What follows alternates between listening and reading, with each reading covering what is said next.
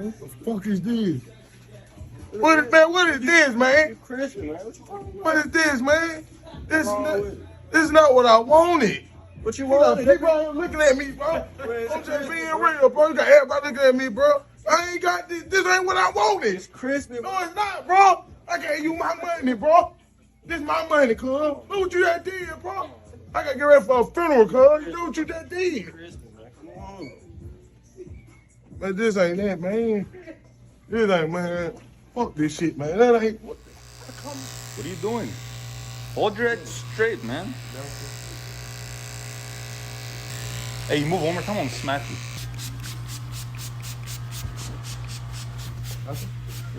That's good? Yeah? What? You good with the water? No. Let it go. All right. What? It's good. Bro, just relax a little bit, man. Don't make You want me to pay for that? Yeah. No chance.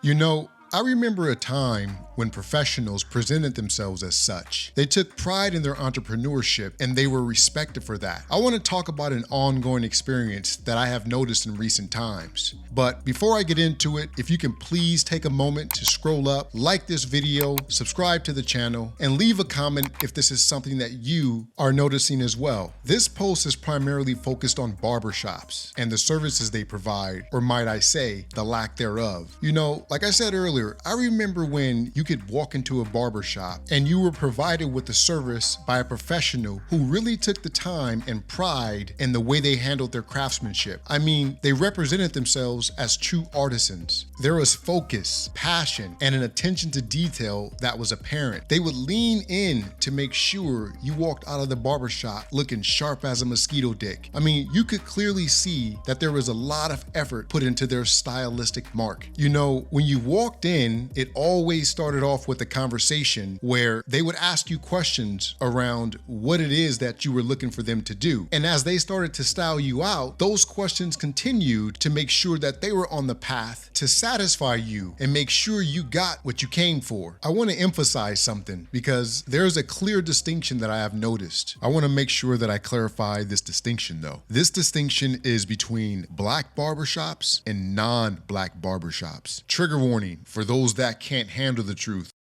Colonel. You snotty little bastard. I'll answer the question. You want answers? I think I'm entitled. You want answers? I want the truth! You can't handle the truth.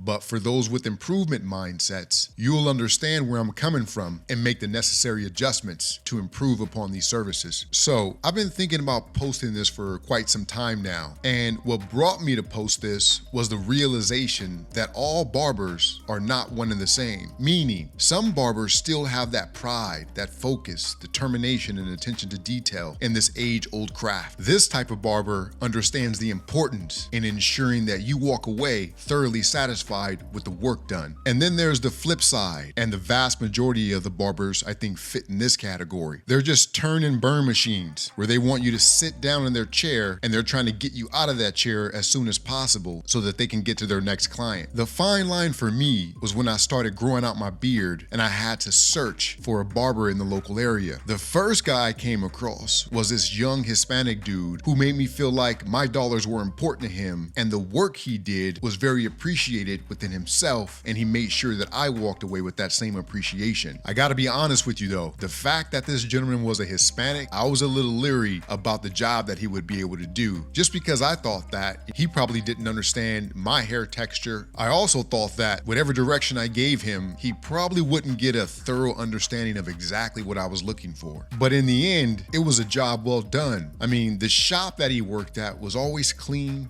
Everyone was very professional. Someone always recognized you when you walked in, and they greeted you with a warm welcome. So after about a year or so, I was forced to relocate, and I didn't want to drive almost 2 hours away back to that same guy. So I knew I had to find something local because that just isn't sustainable. So again, it was back to the drawing board. I started digging around again on the web, and I found this old guy. He was probably 60 plus years old. He was right off of La Brea and Wilshire in Los Angeles. Hispanic guy, actually, from El Salvador. And he was one of the first barbers apparently in Los Angeles. But I gotta tell you, this service and experience he provided was next level. When you think of the quintessential barber experience, or like a 5-star service, this is what this old school dude provided. I mean, he delivered. I would sit down in his chair. We would always build more rapport by just shooting the shit in the beginning. And then he would go and heat up this really nice hot towel, put it on my face for about 3 to 5 minutes. And with that was paired with like a temple massage, a head massage, and then he would incorporate this moisturizing cream that he would rub into my skin, which almost put me to sleep. It was a thorough massage. Then he would break out this straight razor, but it was the meticulous way he did this. It was like cinematic or something. It was in slow motion, as if this razor had been in this man's family for history or ages. And then he would lean in like an artist that was deeply focused on producing the best painting. Every time I left this barbershop,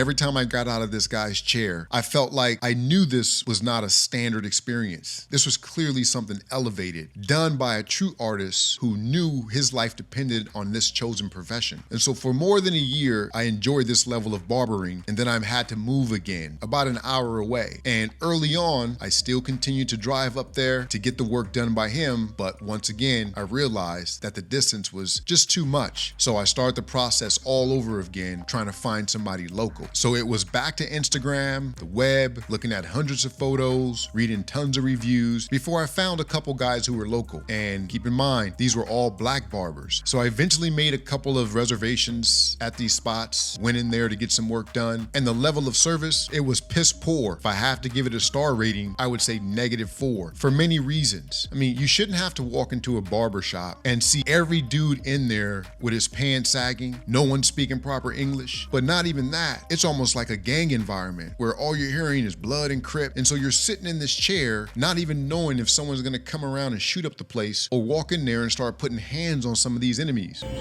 Bro, give me my money, man. Please just get my money, man, and get on about the shop, bro. Come on, bro, man. Get my money, man. Get my money, get about the shop, bro. Get my money, get about the shop, man. Bro, give my money. Don't touch me, bro. Bro, I'm not gonna physically put my hands on you, fam. Give my money, get out the shop, man. Bro. Say, man, I ain't trying to raise my voice. I got too many people, you know what I'm saying? Look, what you, give me my money. What, you just trying to get a free cut? That's what you want? Just tell me if that's what you want. You want a free cut, let me know. Bro, if you want a free cut, let me know. What's up?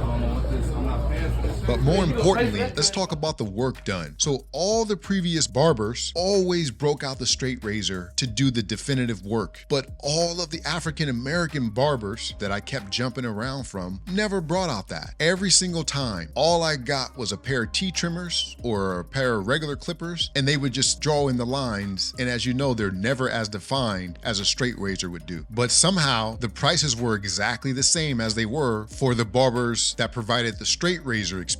So my advice, if you are a black barber or if you're an African American barber that owns his own shop, you need to realize how important it is in how you make your clients or customers feel. The environment needs to be warm and welcoming. There shouldn't be any underlying threats of gang violence. And I think you should be mindful that every cut should be looked at as if it's going to be shown on national television. I really didn't want to make this post as long as it is, but I say all that to say, African American barbers, you need to get your shit together. You want me to pay for that? Yeah. No chance.